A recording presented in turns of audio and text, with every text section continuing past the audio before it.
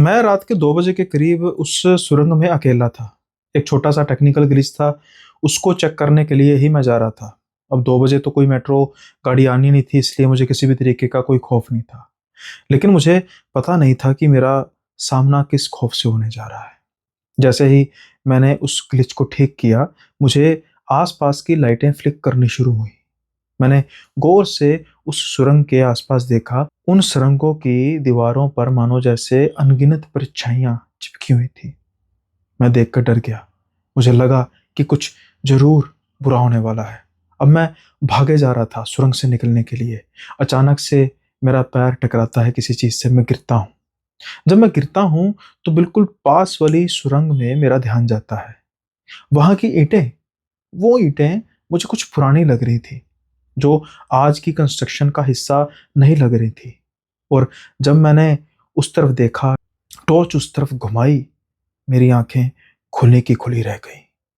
जो वो मैं खौफ का मंजर वहां देख रहा था, शायद वो खौफ का मंजर देखने के लिए ही मुझे यहाँ पर खास तौर पर बुलाया गया था। उसके बाद मेरी जिंदगी पहले जैसे नहीं रही, बदल गई। वो अंधकार का एहसास आज भी मेरे जीवन में है। लेकिन आखिर ये सारा किस्सा बयां कौन कर रहा था? ये सारा वाक्य कौन बता रहा था? क्या ये रजनीश था जिसके साथ सब कुछ होने वाला था? नहीं नहीं नहीं, ये तो वो शख्स था जिसकी वजह से ये राज और भी गहराने वाला था। लेकिन आज का किस्सा है क्या? जैसा कि आप सब जानते हैं, यह किस्सा कोई आम नहीं है। ये सीरीज भी कोई आम नहीं है। अंधकार का दूसरा एपिसोड, आखिरी मेट्रो। पहला एपिसोड जिसने नहीं देखा तो डिस्क्रिप्शन में उसको लिंक मिल जाएगा। साथ के साथ ही इसकी अलग से प्लेलिस्ट भी बन चुकी है। आप वहां पर जाकर इस सीरीज के पहले एपिसोड का लुत्फ उठा सकते हैं। और आप सबका तहे दिल से धन्यवाद। मैंने 500 लाइक्स की डिमांड की थी कम से कम, और वो पहले ही दिन में आपने पूरा कर दिया।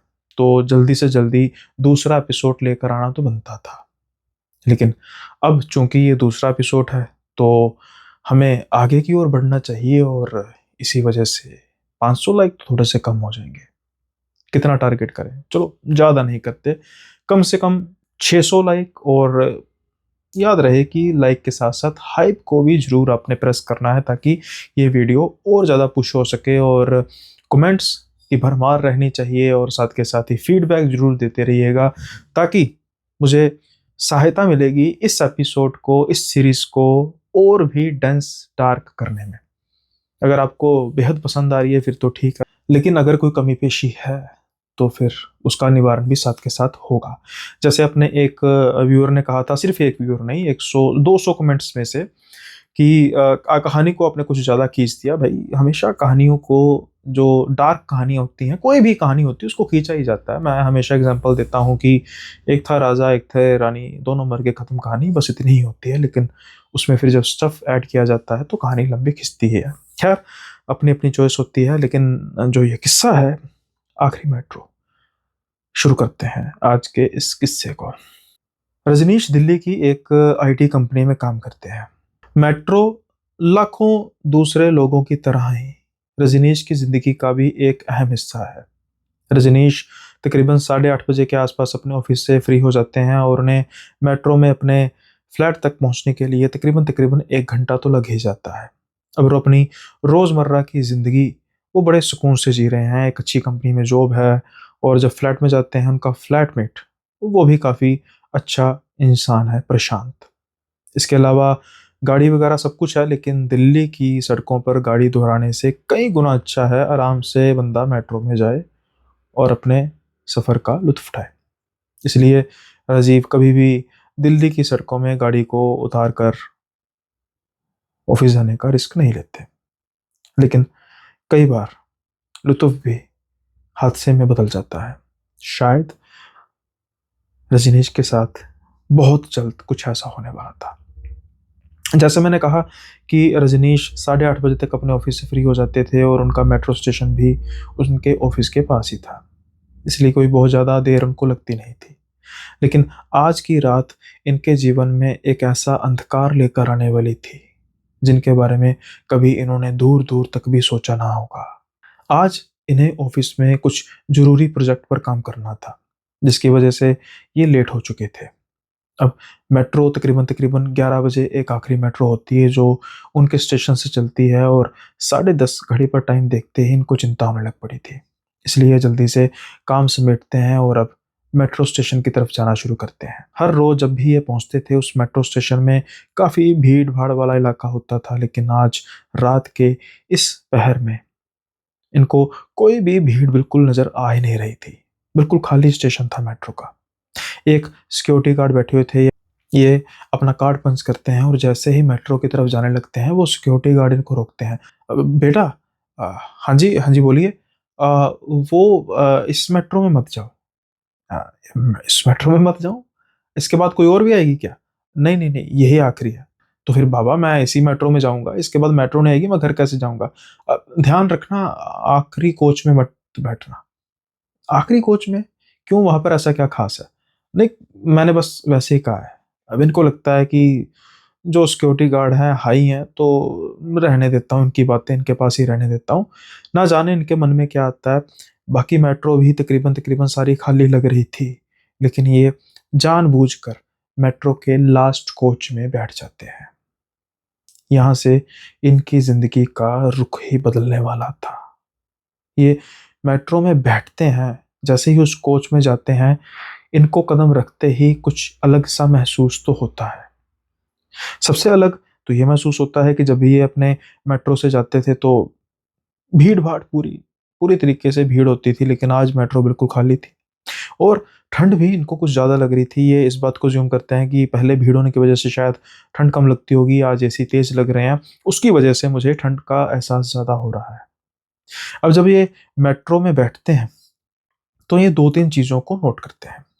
सबसे पहली चीज़ ये थी कि तकरीबन सिर्फ़ 3 लोग के आस-पास उस मेट्रो में बैठे हुए थे। एक लड़की थी जिसका ध्यान सिर्फ़ और सिर्फ़ फ़ोन पर था। एक बूढ़ी औरत थी जो अपना सर नीचे झुकाकर बैठी हुई थी, और एक आदमी जिसने अपने हाथ में अखबार पकड़ी हुई थी। रात के 11 बजे के आस-पास का समय और ये बंदा अखबार पढ़ रहा है, और वो अखबार देखने में भी कुछ पुरानी-सी लग रही थी। इनको काफ़ी अजीब लगता है। ये अपने काम से मतलब रखते हुए एक सीट पर बैठ जाते हैं। कुछ ही सेकंड्स बाद मेट्रो के दरवाजे बंद होते हैं और मेट्रो चल पड़ती है। धीरे-धीरे मेट्रो जैसे-जैसे रफ्तार पकड़ती है, अचानक से मेट्रो की जो लाइट्स हैं वो डिम होने लग पड़ती हैं। इनको लगता है कि शायद कोई माल फंक्शनिंग होगी, उसकी वजह से ऐसा हो रहा होगा। लेकिन जैसे ही वो लाइट्स डिम होती थी, इनका अचानक से जब ध्यान जाता है तो इनको कुछ अजीब-सा महसूस होता है। इनको ये महसूस होता है कि जो वो लड़की है, जो अपने फ़ोन को देख रही है, उस फ़ोन की लाइट उसके चेहरे पर क्यों नहीं पड़ रही? यानी कि वो फ़ोन बंद है, लेकिन ऐसा महसूस हो रहा था कि जैसे वो बुत बनकर खड़ी हुई है, वो कोई लड़की नहीं बल्कि कोई मूर्ति है। दूसरी ओर जो वो बूढ़ी औरत थी, वो उसको ध्यान से देखते हैं, उसके साँस लेने की महसूस इनको हो नहीं रहा था। जैसे इन्हेल, एक्सहेल होता है, वो इनको महसूस नहीं हो रहा था, जैसे मानो कोई लाश पड़ी हो।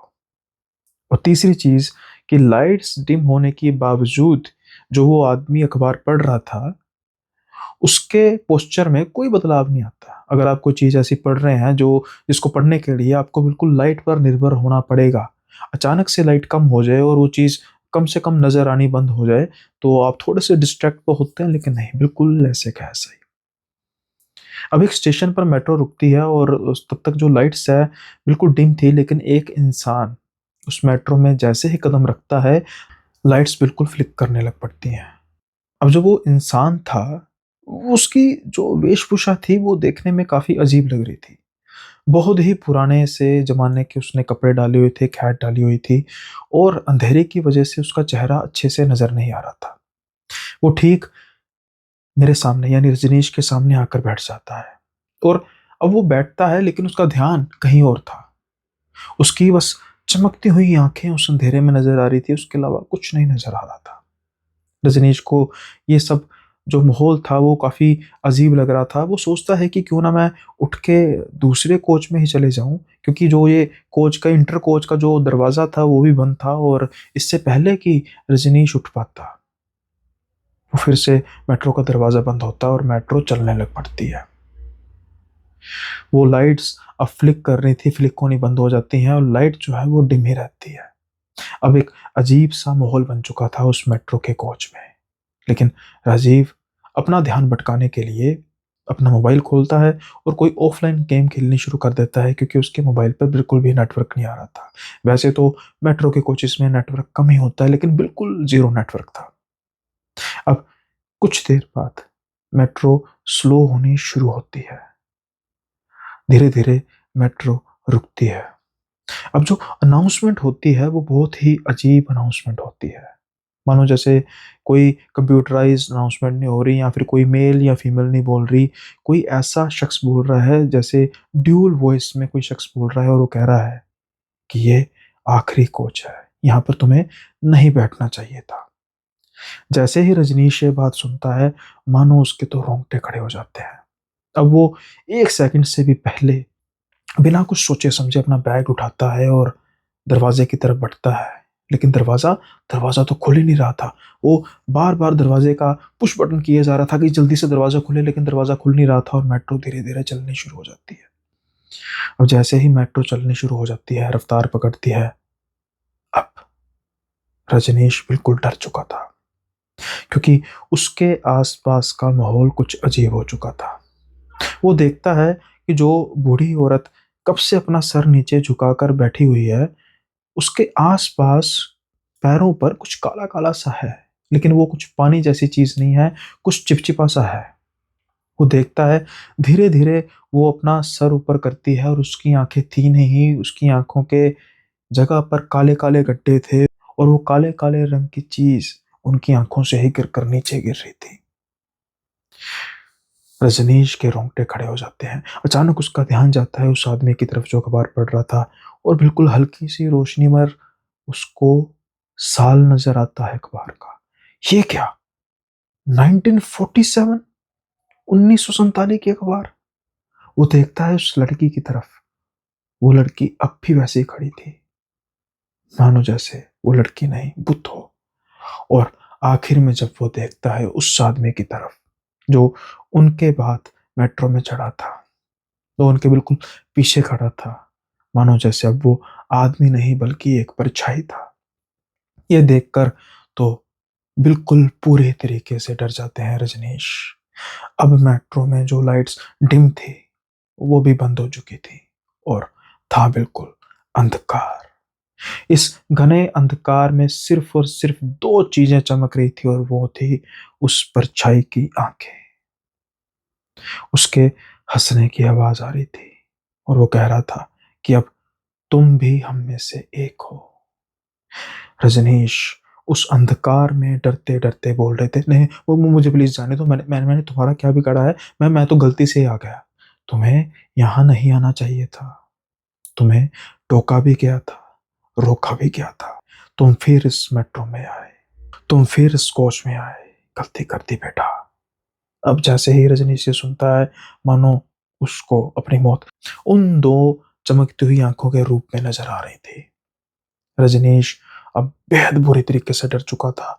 उसको कुछ भी सूझ नहीं रहा था कि वो क्या करे, क्या ना करे, कैसे बचे।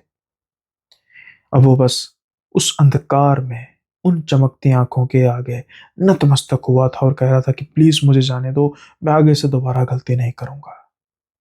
उस परछाई के हंसने की आवाज आती है और वो कहता है, ठीक है, एक जिंदगी बचा लो और अपनी जान को भी बचा लो। जैसे ही वो परछाई के मुंह से ये आवाज सुनता है, अचानक से लाइट्स दोबारा चल पड़ती हैं, और वो देखता है कि वो जमीन पर गिरा हुआ है। जो आदमी लास्ट टाइम मेट्रो में आया था वो आराम से अपनी जगह पर बैठा है। वो बूढ़ी औरत वैसे ही सर झुकाकर बैठी हुई है। वो आदमी वैसे ही अखबार पढ़ रहा है, और वो लड़की वैसे ही मोबाइल को देख रही है। अब रजनीश एक पल के लिए ये समझने की कोशिश करता है कि क्या वो सच में यहाँ पर है या सपना देख रहा है। लेकिन ये कोई सपना नहीं था, ये सच्चाई थी और ये मायाजाल था अंधकार का, उस अंधेरी परछाई का। रजनीश जल्दी से उठकर सीट पर बैठता है। वो किसी को भी देखना नहीं चाहता था, क्योंकि कुछ समय पहले जो उसने अनुभव किया था, अब वो डर चुका था इन सब से। किसी की तरफ नहीं देखना चाहता था। मेट्रो फिर से एक स्टेशन पर रुकती है। दरवाज़ा खुलता है। रजनीश सोचता है मैं बाहर भागूं, लेकिन जैसे ही वो बाहर भागने लगता है, मानो कोई इनविजिबल फोर्स उसको आगे नहीं बढ़ने देती, और वो देखता है एक लड़का बेहद ही हिप हॉप स्टाइल में, कानों में हेडफोन लगा के, उसके हाथ में एक दो किताबें नजर आ रही थी, शायद किसी के घर से पढ़कर आया था ट्यूशन, ये नहीं पता, लेकिन वो मेट्रो में आकर बैठता है। रजनीश ऊंची चलाता है उसको देख के, अरे भाई इसमें मत बैठ, निकल जा यहाँ से। वो उसकी तरफ देख के इशारा करता है, क्या? वो कहता है हेडफोन निकाल। हेडफोन निकालता है, कहता भाई यहाँ से भाग जल्दी से। वो बड़े अजीब तरीके से उसको इग्नोर करता है कि पागल है क्या, क्यों निकलूं मैं यहाँ से। और देखते ही देखते रजनीश के वो दरवाजा बंद हो जाता है। अब वो कहता है कि भाई तुझे यहाँ पर नहीं बैठना चाहिए था, जल्दी निकल जाए यहाँ से। तो वो कहता है कि भाई पागल हो गया तू, मैं क्यों ना बैठूं। बस अभी ये बात करने की देर थी और लाइट्स फिर से फ्लिप करनी शुरू हो जाती है, और अचानक से डिम जब होती है तो वो परछाई अपना खेल दिखाना शुरू कर देती है। वो चारों जाने अब उस लड़के की तरफ घूर घूर के देख रहे थे, और सबसे ज्यादा खतरनाक उस बूढ़ी औरत की जो आंखें ही नहीं थी, और वो परछाई जिसकी सिर्फ आंखें चमक रही थी। वो लड़का चीखें मारने लग पड़ता है। वो रजनीश जितना हिम्मती नहीं था, और वो कहता भैया भैया ये क्या क्या क्या, अरे पागल तुझे कहा था ना, अब ले ले मजा यहाँ पर बैठने का, प्लीज मुझे बचाओ, प्लीज प्लीज मुझे यहाँ से बचाओ, अरे मैं खुद बचूंगा तो तुझे बचाऊंगा ना भाई, रुक रुक, कुछ ना कर, डर मत, अगर तू डरेगा तो ये तुझ पर हावी हो जाएंगी, डरना नहीं है, मैं तेरे साथ हूं ना। आप क्या कर लोगे मुझे नहीं पता, तो फिर मैं क्यों ना डरूं भाई, मैं क्यों ना डरूं। अभी ये सिलसिला चल ही रहा था। मैं कुछ करता हूँ, मैं कुछ करता हूँ। जैसे ही ये मोबाइल देखते हैं, नेटवर्क तो डाउन था, लेकिन टाइम, जब ये टाइम देखते हैं तो इनकी सिट्टी पिट्टी गुल हो जाती है। इनके मोबाइल पर 2 बजे थे। और जब ये देखते हैं, ये कैसे हो सकता है, क्या हुआ, अरे मेरे मोबाइल पर तो 2 बज रहे हैं। तो वो कहता है ये कैसे हो सकता है, ये तो आखिरी मेट्रो है, ये तो 11 सवा 11 के बीच का टाइम होगा। अब जैसे ही वो लड़का भी अपना मोबाइल देखता है, नेटवर्क डाउन था और उसके मोबाइल पर भी 2 बजे थे। धीरे धीरे मेट्रो स्लो होना शुरू होती है, और जैसे ही रुकती है, दरवाजा खुलता है। एक झटके से वो गिरेबान पकड़ता है उस लड़के का, रजनीश, और बाहर की तरफ जा आता है। मेट्रो के दरवाजे बंद होते हैं और मेट्रो आगे बढ़ जाती है। अब उस स्टेशन पर बिल्कुल सुनसान थी। इतनी रात के समय में कौन हो सकता था। अब वो लड़का, अरे भाई बच गया ना, लेकिन वो लड़का इतना डर चुका था कि वो जल्दी से अपनी बुक उठाता है और भागने की करता है। और रजनीश का इतना बुरा हाल हो चुका था कि वो उठ भी नहीं सकते थे, वो उसको रोकने की हालत में भी नहीं थे, इसलिए बस वो उसको जाने देते हैं। लेकिन कुछ समय बाद जब ये उठते हैं और अपने आसपास का वातावरण देखते हैं, तो वो देखकर हैरान रह जाते हैं, क्योंकि उनके आसपास मानो जैसे बहुत पुरानी जगह हो, कोई भी नहीं था, लेकिन दीवारों से जो छोटे छोटे पौधे थे वो दीवारों को फाड़ कर बाहर आए हुए थे। जो लोहे के जितना भी मटेरियल था सबको जंग लगा हुआ था। और जैसे ही वो मेट्रो से बाहर आते हैं तो शांत दिल्ली, शांत दिल्ली का वो मेट्रो स्टेशन, जो बाहरी तौर पर तो बिल्कुल ठीक लग रहा था, अंदर से मानो जैसे कोई बेहद ही पुरानी इमारत हो। अब बिल्कुल पूरे तरीके से डर चुके थे रजनीश। वो देखते हैं इनके मोबाइल पर नेटवर्क आ चुका था, और सबसे पहले कॉल आती है इनके रूममेट प्रशांत की। अरे भाई कहाँ पर है, मैं तेरा कब से वेट कर रहा हूँ। ये उसको स्टेशन का नाम लेते हैं और कहते हैं भाई मुझे बस यहाँ से आकर ले जा। यार उस स्टेशन में तू क्या कर रहा है, अरे भाई मैं कुछ अभी कहने की हालत में नहीं हूँ, कुछ सुनने की हालत में नहीं हूँ, अगर तू आ सकता है तो बता, नहीं तो मैं कैब कर लूँ। नहीं नहीं रुक रुक रुक, मैं भाई आ गया। तकरीबन 15-20 मिनट बाद इनका दोस्त वहाँ पर पहुँचता है, ये गाड़ी में बैठते हैं और चल पड़ते हैं घर की तरफ। बीच में इनका दोस्त पूछने की कोशिश करता है कि भाई हुआ क्या? ये क्या चीज़ है? क्या इतना तू कुछ हाई तो नहीं? अरे भाई तुझे पता है मैं कुछ खाता पीता हूँ ना, बस मुझे घर पहुँचने दे एक बार। जब ये घर पहुँचते हैं तो सिलसिलेवार सारी घटना के बारे में रजनीश बताता है इनको। अब जैसे ही सारा किस्सा सुनते हैं तो प्रशांत अपनी हँसी को बड़ी मुश्किल से रोकते हैं, लेकिन रजनीश की शक्ल देखकर वो भी सीरियस हो जाते हैं और कहते हैं, भाई सच में कुछ नशा वगैरह तो नहीं किया ना? अरे यार तुझे पता है मैं नशा नहीं करता। यार कुछ हुआ था आज ऑफिस में? अरे कुछ नहीं हुआ था। तो फिर लेट क्यों? यार मेरा प्रोजेक्ट था यार, इसीलिए स्ट्रेस हो गई। यार स्ट्रेस इतनी लंबी नहीं चलती यार। और वो लड़का, जिस लड़के का गिरेबान पकड़कर मैंने उसको बाहर फेंका अपने साथ। अच्छा मुझे ये बता कि तुम दोनों जने बाहर कैसे गिर गए? अगर वो परछाई तुझे नहीं बाहर जाने दे रही, क्योंकि उस परछाई ने मुझे कहा था कि तू अगर एक जान बचाएगा तो तू ही जाएगा बाहर। अच्छा, तो मतलब परछाई ने तुझे टास्क दिया था? गेम चल रही थी, नई गेम तो नहीं खेल रहा? अरे भाई नई कोई नई गेम खेल रहा है या तो तुझे तो समझ, अगर तू मेरा साथ नहीं दे सकता, मेरी बात को नहीं समझ सकता, तो प्लीज मुझसे बात मत कर। प्रशांत अब सीरियस था, वो भी शांत होके कहता है, ठीक है भाई मेरी बात सुन, हेलुसिनेशन तो नहीं थी।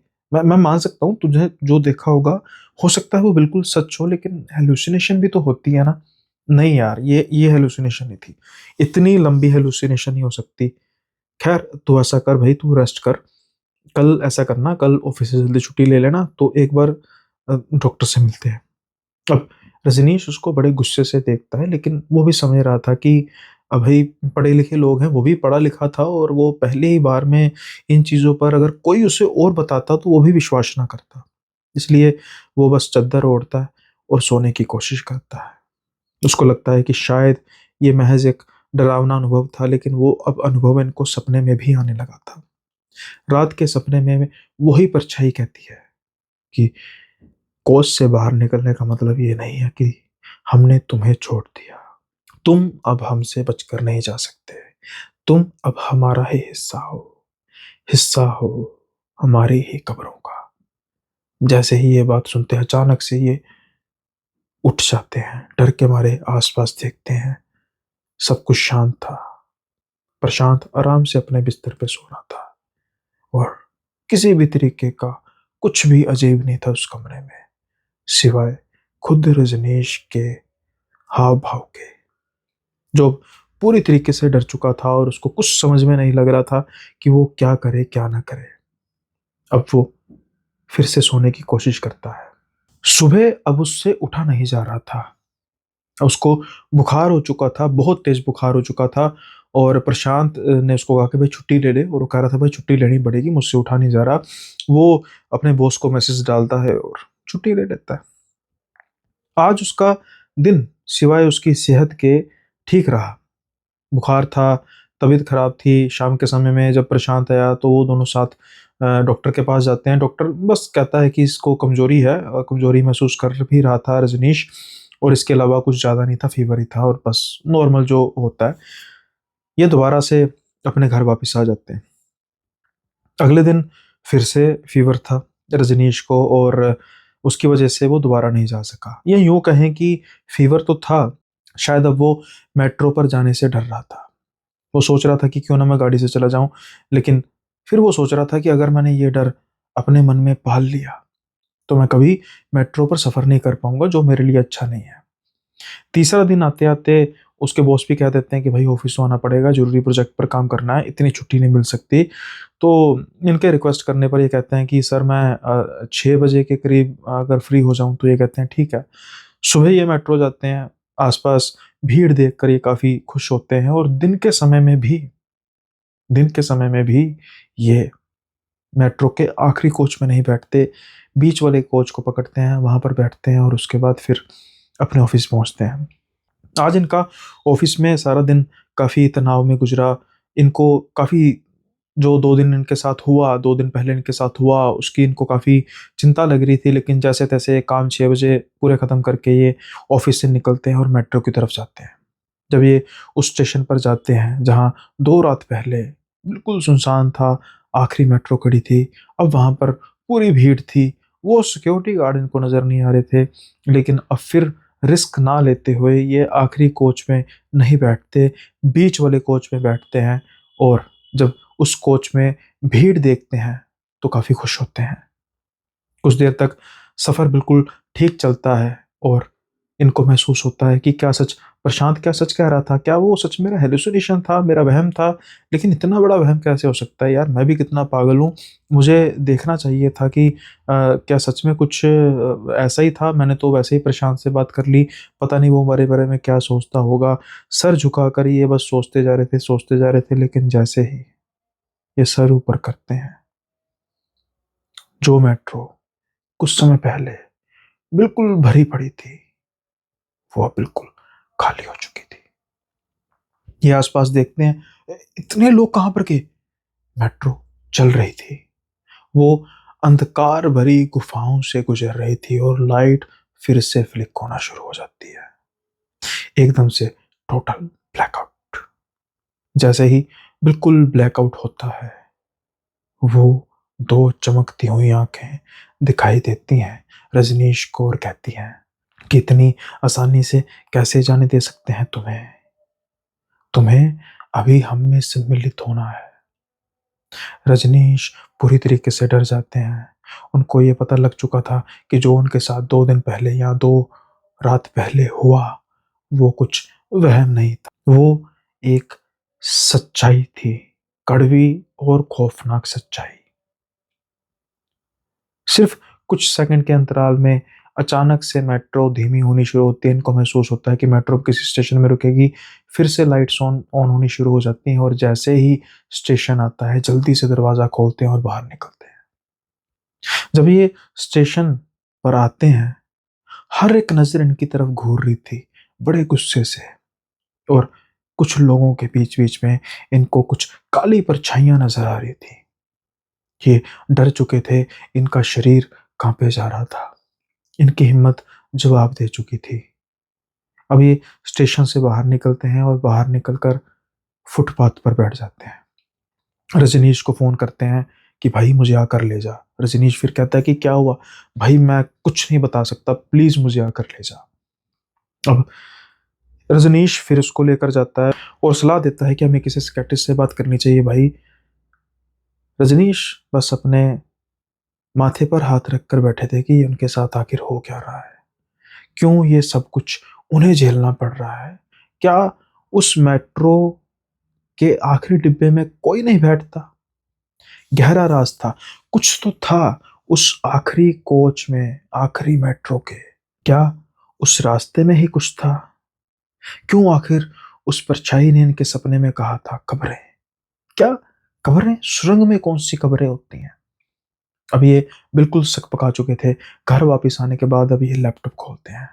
लैपटॉप खोलने के बाद ये फॉर्म देखते हैं और दिल्ली मेट्रो के हॉन्टेड केसेस पर डिस्कस करना शुरू करते हैं फोरम में। और इनको पुराने जो फोरम थे वो नज़र आने शुरू होते हैं। वहाँ पर कई तरीके की ऐसी घटनाओं के बारे में ज़िक्र किया गया था, जिसमें कई लोग कह रहे थे कि उन्होंने अपने परिजन को आखिरी बार उसी मेट्रो में देखा, यानी कि फ़ोन पर बात हुई तो उन्होंने कहा था कि वो आखिरी मेट्रो से आ रहे हैं। कुछ लोगों के गायब होने की शिकायत थी। पुलिस भी कुछ नहीं कर पाई थी। ऐसे ही फॉर्म ढूँढते-ढूँढते इनको एक आर्टिकल नज़र आता है। ये आर्टिकल भूषण नाम के एक आदमी ने लिखा था और उसकी आईडी थी मिस्टिक मेट्रो टनल। वहाँ पर लिखा था कि जो ये मेट्रो है, ये मेट्रो टनल बनी हुई है कब्रगाह पर और मैं इसके बारे में बहुत कुछ जानता हूँ। जब ये कंस्ट्रक्शन चल रही थी, तो यहाँ पर एक कब्रगाह मिली थी। यहाँ पर इन्फॉर्मेशन को ज़्यादा शेयर नहीं किया गया और उसके बाद टनल बना दी गई। कोई भी मुझसे अगर संपर्क करना चाहता है इसके बारे में, मैं आपको और डिटेल दे सकता हूँ। और इसके बारे में अगर कुछ और आपको पता हो तो आप भी मुझे बता सकते हैं। एकदम से ये खुश हो जाते हैं, क्योंकि जो भी सब कुछ इनके साथ हो रहा था, वो सब कुछ वहाँ पर लिखा था कि कुछ परछाइयाँ हैं जो इस मेट्रो के आखिरी कोच में हैं। कुछ परछाइयाँ हैं जो इन गुफाओं में रहती हैं और वो शिकार करती हैं लोगों का। लेकिन जैसे ही वो आर्टिकल की डेट देखते हैं, वो फिर से मायूस हो जाते हैं, क्योंकि वो डेट तकरीबन 9 बरस पुरानी थी। यानी कि 9 बरस पहले वो आर्टिकल लिखा गया था और उसके बाद उसका कोई थ्रेड भी नहीं था। लेकिन फिर भी ये उम्मीद में उस ईमेल पर मेल मार्क करते हैं कि सर मेरे साथ कुछ ऐसा हो रहा है, तो मैं जानना चाहता हूँ इसके बारे में, प्लीज़ आप क्या मुझे मिल सकते हैं? अब एक उम्मीद में इन्होंने अपना लैपटॉप बंद किया कि सुबह जब ये अपना लैपटॉप खोलेंगे तो शायद इनको रिप्लाई कोई आ जाए, लेकिन इसके चांसेस कोई कम नहीं थे। 9 साल का समय कोई कम समय नहीं होता, लेकिन जब सुबह ये लैपटॉप ओपन करते हैं तो इनको रिप्लाई आ जाता है। वो आदमी कहता है कि आप मुझे मिल सकते हैं। वो एक पार्क के बारे में बताता है कि आप मुझे इतने बजे संडे वाले दिन उस पार्क में मिलिएगा, मैं आपका इंतज़ार करूँगा। अब ये उस पार्क में जाते हैं और उसके बाद वहाँ पर जाकर इंतज़ार कर रहे थे, लेकिन वो भूषण को तो जानते ही नहीं थे, ना उसको कभी देखा था। अब ये सोच ही रहे थे कि वो मुझे कैसे पहचानेगा या मैं उसको कैसे पहचानूँगा। एक पीछे से आवाज़ आती है, "रजनीश हो ना आप?" ये मुड़ के देखते हैं। इनके सामने एक तकरीबन 50-55 वर्ष का आदमी खड़ा हुआ था, सफ़ेद बाल, मोटे-मोटे चश्मे। "हाँ, हाँ, मैं ही हूँ। आप भूषण हो?" "जी, मैं ही भूषण हूँ।" "चलो किसी शांत जगह पर जाकर बात करते हैं।" पहले तो इन्हें लगा कि शायद ये आदमी फ्रॉड तो नहीं है, लेकिन अब वो एक बेंच पर बैठे थे और वो कह रहे थे कि क्या सर आप भी इसी चीज़ों के शिकार रहे हैं? "कौन-सी चीज़ों के?" "ये जो परछाइयाँ हैं।" "नहीं, नहीं, मैं नहीं।" "तो फिर?" "शिकार नहीं रहा, लेकिन जो मैंने देखा, उस पर बात ज़रूर कर सकता हूँ।" हाँ, मैं समझा नहीं। दरअसल मैं इसी कंस्ट्रक्शन जब दरअसल मैं मेट्रो में ही काम करता था और मैं जो मेंटेनेंस डिपार्टमेंट में काम करता था। बात तब की है जब रात के 2 बजे के आस-पास हमें एक टेक्निकल ग्लिच का पता लगा और मुझे उस सुरंग में भेजा गया। मैंने उस टेक्निकल ग्लिच, जो कि एक माइनर सा ग्लिच था, उसको ठीक किया, लेकिन मैंने गौर किया कि जो आस-पास की लाइट्स हैं वो इतनी ब्लरी क्यों हो चुकी हैं। लेकिन जैसे ही मैंने आस-पास का मंज़र उसको गौर करना शुरू किया, मैंने देखा कुछ परछाइयाँ हैं जो इन दीवारों के साथ चिपकी हुई हैं। मैं डर गया कि ऐसा कैसे हो सकता है। अब मैं डर के मारे जल्दी से उस सुरंग से बाहर आना चाहता था, लेकिन अचानक से मेरा पाँव टकराता है नीचे और मैं गिरता हूँ। जैसे ही मैं गिरता हूँ, मेरा अचानक ध्यान एक छोटे से कॉरिडोर की तरफ जाता है। वो कॉरिडोर की जो ईंटें थीं, बड़ी पुरानी सी लग रही थीं। आज की कंस्ट्रक्शन का वो निश्चित तौर पर हिस्सा नहीं थी। और जब मैंने देखा, तो मालूम पड़ा कि वो सच में आज की कंस्ट्रक्शन नहीं थी, और उसके बाद मैंने जो ध्यान से देखा, मेरे रोंगटे खड़े हो गए। वहाँ पर कुछ हड्डियाँ पड़ी हुई थी, उसको जब मैंने खोदा, छोटी-छोटी हड्डियाँ। ये किसी जानवर की हड्डियाँ नहीं थी, ये किसी इंसानी उँगली की हड्डियाँ थी। देखकर मेरे रोंगटे खड़े हो गए और अब वो जो परछाइयाँ थी वो मेरे आस-पास घेरा बना चुकी थी। मैं किसी तरीके से सुरंग से बाहर आया और सबको बताया मैंने कि ये सब कुछ मैंने देखा है। जब अगले दिन सुबह के समय में मेंटेनेंस के टाइम वहाँ पर वो टनल को बंद कर कर खुदाई की गई, तो वहाँ पर मानवों की हड्डियाँ मिली।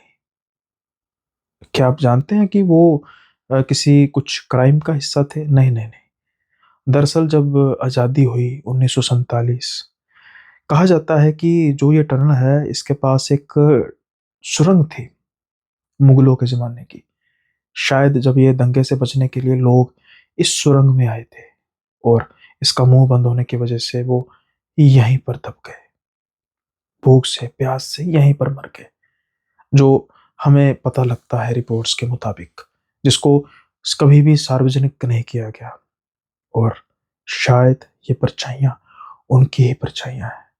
इसलिए तो मेरे सपनों में उन परछाइयों ने मुझे कहा था कि वो कब्र, यानी ये सामूहिक कब्रें हैं। मरे लोगों की नहीं, जिंदा लोगों की, जिंदा ही दब चुके थे वो। हाँ, हाँ। और जब ये कंस्ट्रक्शन शुरू हुई और वो परछाइयाँ बाहर आ गई, जैसे ही वो गुफा टूटी, वो परछाइयाँ बाहर आ गई और वो अब लोगों का शिकार करती हैं। कमज़ोर लोगों का, इंट्रोवर्ट लोगों का, जो अपने आप में रहना पसंद करते हैं, जो जो थोड़े से कमज़ोर होते हैं। आप कैसे कह सकते हैं? दरअसल इस मेट्रो के आखिरी कोच का शिकार मैं भी हूँ। मैं समझा नहीं। मेरी बेटी प्रीति, आखिरी बार मेरी जब उससे बात हुई तो वो कह रही थी कि पापा मैं बस आखिरी मेट्रो है और मैं बस लास्ट कोच में हूँ, यहाँ पर तो कोई है भी नहीं, बिल्कुल खाली है, बस 1-2 लोग ही मुझे नज़र आ रहे हैं। उसके बाद मेरा कभी उसके साथ संपर्क नहीं हुआ। आप कैसे कह सकते हैं कि उन्हीं परछाइयों की वजह से? क्योंकि मैंने इस पर अच्छे से रिसर्च की है। जैसे तुम इस फ़ोरम पर आए हो, मैंने अनगिनत कहानियाँ सुनी हैं जिनको डिलीट भी कर दिया क्या बाद में। शायद मेरी बेटी आज भी उन परछाइयों के जाल में है। मैं चाहता हूँ कि वो निकल जाए वहाँ से। या कम से कम मुझे तसल्ली तो हो कि वो अब हमारे बीच में नहीं रही। रजनीश, तुम कुछ कर सकते हो उनके लिए। मैं क्या कर सकता हूँ? मैं तो खुद इस चीज़ का शिकार हूँ। नहीं, अगर तुम उस चीज़ के शिकार हुए होते, तो तुम आज मेरे यहाँ पर साथ नहीं बैठे होते। तुम वो पहले शख्स हो जिसने अपनी आप बीती सुनाई है। वरना जितने भी लोग हैं, उनका कोई परिजन गायब हुआ है या फिर मेरे जैसा कोई आदमी जिन्होंने इतिहास के उस अंधकार को देखा है, और कोई नहीं। सो तुम ही हो जो उनका सामना कर सकते हो। लेकिन मैं ऐसे उनका सामना कैसे कर सकता हूँ? मैं तो एक आम सा इंसान हूँ। नहीं, आम इंसान नहीं हूँ। इस काम में मैं तुम्हारा साथ दूँगा। तुम तुम जिस तरीके से तुम्हारी मदद चाहिए, तुम मेरे साथ चलो। हम उस आखिरी कोच में फिर से बैठेंगे। मैं नहीं बैठ सकता, रजनीश कहता है। सॉरी सर, मैं नहीं बैठ सकता। आपकी बेटी, मुझे दुःख है आपकी बेटी के बारे में सुनकर, लेकिन मैं दोबारा से उस मेट्रो में दोबारा नहीं बैठूँगा। अच्छा, अभी तुम कह रहे थे कि तुम बिल्कुल नॉर्मल डे में भी जब उस मेट्रो में बैठ रहे हो तो तब भी तुम्हें वो परछाइयाँ परेशान कर रही हैं। हाँ, कर रही हैं। मैं तो मेट्रो छोड़ ही दूँगा ना, मैं तो मेट्रो में दोबारा जाऊँगा नहीं। और जो तुम्हें सपनों में परछाइयाँ आती हैं, इस चीज़ का रजनीश के पास कोई भी जवाब नहीं था। अब उसको ये पता लग चुका था कि शायद से ये वही वही परछाइयाँ हैं, उन्हीं आत्माओं की परछाइयाँ हैं, उन्हीं मरे हुए लोगों की परछाइयाँ हैं, जो कभी उस सुरंग में दबकर मर चुके थे और आज वो शिकार कर रहे हैं उन कमज़ोर लोगों का। क्या कोई भूख है जो उनकी मिट नहीं रही? ये तो रजनीश को ज़्यादा पता नहीं था, लेकिन ये वो ज़रूर जान गया था कि कहीं न कहीं उन परछाइयों का हिस्सा ये भी बन चुका है, क्योंकि वो परछाइयाँ ना सिर्फ़ उन्हें मेट्रो में परेशान कर रही थी, बल्कि इनके सपनों में आकर भी वो परेशान कर रही थी। इसलिए ये भी तो पीछा छुड़ाना चाहते थे। क्या ये सारी उम्र उन्हीं परछाइयों के डर से जीवन अपना बिता सकते थे? नहीं। आंसर था बिल्कुल नहीं। इसलिए इनको भी मालूम था कि एक ही रास्ता था सिर्फ, और वो था सामना करना। सामना करना उन परछाइयों का, और उसके लिए इनको फिर से उसी आखिरी मेट्रो के आखिरी कोच में जाना पड़ना था। और ये डिसीजन था तो काफ़ी मुश्किल, लेकिन अब इनको साथ मिला था भूषण का। और भूषण कोई ऐसा आदमी नहीं था जो शौक से आ रहा था या फिर जिसको कोई क्यूरियोसिटी थी बस। उसकी बेटी भी तो इन्हीं अंधेरों में, इसी अंधकार में गुम हो चुकी थी। वो बस जानना चाहता था कि क्या उसकी बेटी मुक्ति पाएगी? अब ये सब कुछ डिसाइड करते हैं और इंतज़ार करते हैं आखिरी मेट्रो का। आज कुछ दिनों बाद रजनीश फिर से उस मेट्रो के सामने खड़े थे। उस आखिरी कोच के बिल्कुल सामने खड़े थे। दरवाज़े खुलते हैं, ये दोनों दाखिल होते हैं। ये देखते हैं, ठीक हूबहू वैसे ही एक औरत, बूढ़ी औरत जो अपने सर को झुकाए हुए है, और एक लड़की जो अपना मोबाइल देख रही है। एक आदमी जो अखबार पढ़ रहा है, और वो 1947 वहाँ पर साल लिखा था, जिसको देखकर कोई भी इनको आश्चर्य नहीं हो रहा था। कुछ समय बाद फिर से वो आदमी बड़े से ओवरकोट में एंटर करता है। लाइट्स फ्लिक होनी शुरू करती हैं और आवाज़ आती है, आखिर तुम आ ही गए। आ ही गए हमारे पास। आज रजनीश डर तो रहा था, लेकिन उसको पता था कि डरने से कोई फायदा नहीं होगा। फायदा होगा सामना करने से, सामना करने से उन परछाइयों का, उनको कॉन्फ्रंट करने से। रजनीश अपने आप को हिम्मत देते हुए कहता है, हाँ मैं आपके सामने हूं और आपके साथ जो कुछ हुआ उसके बारे में भी मुझे पता है। वो परछाई बड़े गुस्से से कहती है, तुम जानते ही क्या हो, क्या जानते हो जो हमारे साथ हुआ। रजनीश कहता है, मैं सब जानता हूं, कैसे आप उस पुरानी सुरंग में गए दंगाइयों से बचने के लिए, कैसे वो सुरंग बंद हो गई होगी और आप अंदर घुटकर, दम घुटकर मर गए होंगे। वो परछाई कुछ समय के लिए शांत, और उसके बाद फिर आती है एक दर्दनाक आवाज, उससे भी बुरा हुआ था हमारे साथ। देखना चाहते हो?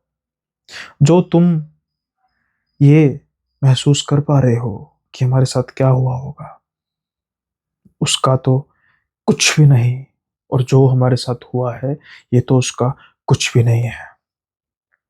वो परछाई धीरे धीरे आगे बढ़ती है। उसकी चमकती हुई आंखें रजनीश को पास आती नजर आ रही थी, और रजनीश अब बस उन आंखों में देख रहा था। रजनीश की आंखें धीरे धीरे बंद होना शुरू होती हैं, और अब एक दृश्य रजनीश के सामने नजर आता है। कुछ लोग, बूढ़े, बच्चे, औरतें, जवान, 1947 मारकाट चल रही थी। लोग देश छोड़ रहे थे, यहाँ लोग नए बने देश को छोड़कर यहाँ पर आ रहे थे। हर तरफ मार काट का मंजर था। तभी एक आदमी भागता भागता कहता है, जल्दी से भागो, मैंने गुफा देखी है, वहां पर सभी सेफ रहेंगे। सभी सारी की सारी भीड़ उसी गुफा की तरफ जाती है। वो गुफा बिल्कुल अंधकार की तरफ लेकर जा रही थी, लेकिन लोगों को शायद तसल्ली थी कि यहाँ पर वो बच जाएंगे। एक दो दिन वो उस गुफा में बिताते हैं, लेकिन ना जाने उस गुफा का मुंह अचानक से बंद हो जाता है या किया जाता है, ये तो नहीं पता। लेकिन अब बहुत सैकड़ों लोग उस गुफा में फंस चुके थे। रजनीश वही सोच रहा था कि क्या इनके साथ हुआ होगा। रजनीश सोच रहा था कि इसके बाद अब बेचारों का दम घुटेगा और ये धीरे धीरे मरना शुरू हो जाएंगे। लेकिन रजनीश गलत था, क्योंकि अब जो होने वाला था वो बेहद ही खतरनाक, बेहद ही खौफनाक था। क्योंकि कुछ समय बाद जब भूख अपना शैतानी चेहरा दिखाती है, वहां पर अंदर बैठे लोग एक दूसरे को मारना शुरू कर देते हैं खाने के लिए। सबसे पहले बच्चे, फिर बुजुर्ग, धीरे धीरे करके एक दूसरे को मारना और खाना, और फिर आखिर में खुद मर जाना। यही था सच उस गुफा का, गहरी गुफा का। यही था सच 1947 का।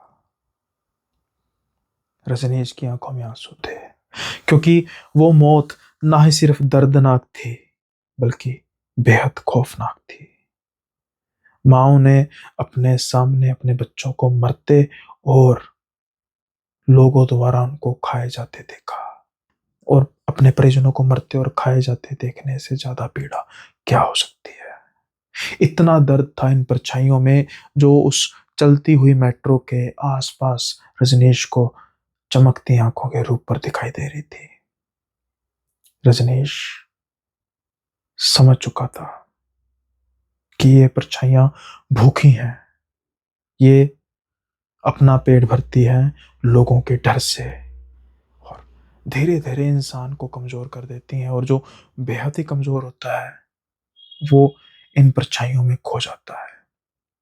लेकिन अब समय था सामना करने का, और रजनीश करता है। रजनीश कहता है कि आपको मुक्ति नहीं मिली, आप में से कई धर्मों के, अलग अलग धर्मों के लोग होंगे और मुझे नहीं पता कि आपको किस तरीके से मुक्ति दी जा सके, लेकिन हाँ, मैं आपसे दरख्वास्त करता हूं कि आप लोगों का शिकार करके कुछ नहीं आपको मिलेगा। ऐसे ही लोग गायब होते रहेंगे और भूषण जैसे लोग अपनी बच्ची को देखने के लिए तरसेंगे। जब आपके साथ बुरा हुआ, आप क्या बुरे थे? नहीं ना। तो फिर अब आपके साथ बुरा होना एक उस समय की मार थी, सबके साथ हुआ। जिस चीज के आप खुद शिकार हुए, अब आप उसी चीज के साथ क्यों शिकार कर रहे हो? शायद वो परछाइयां अब धीमी पड़नी शुरू हो चुकी थी, क्योंकि जो लाइट बिल्कुल बंद हो चुकी थी, बिल्कुल ब्लैकआउट हो चुका था, बिल्कुल अंधकार हो चुका था, धीरे धीरे धीरे धीरे धीरे धीरे धीरे धीरे लाइट्स फिर होनी शुरू होती हैं। और अब वो देखते हैं कि वो कोच बिल्कुल खाली था। आसपास जो परछाइयां घूम रही थी, वहां पर भी कुछ नहीं था। लेकिन शायद भूषण को प्रीति नजर नहीं आई। कुछ देर बाद मेट्रो रुकती है, उसका दरवाजा खुलता है, ये दोनों बाहर निकलते हैं। मेट्रो का दरवाजा फिर से बंद होता है और वो चल पड़ती है। आज अजीब सी तसल्ली थी, अजीब सा सुकून था प्रशांत के, रजनीश के चेहरे पे। भूषण, जिसको शायद अपनी बच्ची नहीं मिली, लेकिन शायद उसको तसल्ली थी कि जो ये परछाइयां हैं, इनका पेट भर चुका है फाइनली। ये अपने अपने घर पहुंचते हैं और अगले दिन रजनीश ठीक 11 बजे इंतजार कर रहा था आखिरी मेट्रो के आखिरी कोच का। आज रजनीश उस कोच में अकेला बैठा था, लेकिन उसको किसी भी तरीके का कोई खौफ नहीं था। वो इंतजार कर रहा था कि कब लाइट्स फ्लिक होंगी, कब वो परछाई से मेरा सामना होगा। ये एक्सरसाइज करते उसको 1 महीने से ज्यादा बीत चुका है, लेकिन फाइनली आखिरी मेट्रो का आखिरी कोच सेफ है सबके लिए, रजनीश के लिए। उम्मीद करता हूं किस्सा आपको बेहद पसंद आया होगा और 600 लाइक कम से कम टारगेट है, प्लीज इसको पूरा कीजिए। और ये किस्से सच्चाइयों से जुड़े होते हैं। न जाने जब 1947 का कत्लेआम हुआ, कैसे ही कितने ही लोग ऐसे शिकार हुए होंगे जिनके बारे में हमें पता तक नहीं। ये किस्सा रिफ्लेक्शन है ऐसे ही लोगों के साथ हुए अपराध की, गुनाह की। इससे पहले आज का एपिसोड मैं खत्म करूं, अगला एपिसोड बात चल रही है अंधकार की। और अंधकार क्या होता है, ये उससे बेहतर कौन जान सकता है जो रात को ड्यूटी करता है। तो जुड़े रहिए इस चैनल से अगले एपिसोड को जानने के लिए, जो है नाइट ड्यूटी, बेहद खतरनाक और भी डार्क और भी टेंस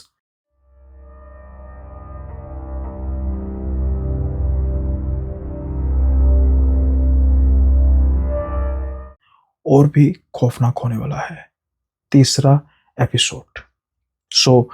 अब अगर आप चैनल पर नए हैं, हो सकता है कि ये चैनल आपके फीड में दोबारा ना आए। आप चाहते हैं कि ये चैनल आपके फीड में दोबारा आए, तो इसको जल्दी से सब्सक्राइब कर दीजिए, ताकि आपको ये सारे का सारा जो सीरीज है सुनने का मौका मिलेगा। इसके साथ ही जैसा मैंने कहा कि शेयर दबा के कीजिएगा, क्योंकि जैसे जैसे एल्गोरिथम में हिट होगा ये एपिसोड, ये सीरीज, वैसे वैसे चैनल को भी पुश मिलेगा। तो कोई भी कमी ना रहे। और सच में आपने कमी कोई फिलहाल रहने भी नहीं दी पहले एपिसोड में, और दूसरे एपिसोड में 600 का टारगेट लेकर आज के एपिसोड को यहीं पे समाप्त करते हैं। जल्दी मिलेंगे अंधकार के एपिसोड 3 में, नाइट ड्यूटी। तब तक बाय बाय, अपना ख्याल रखिएगा।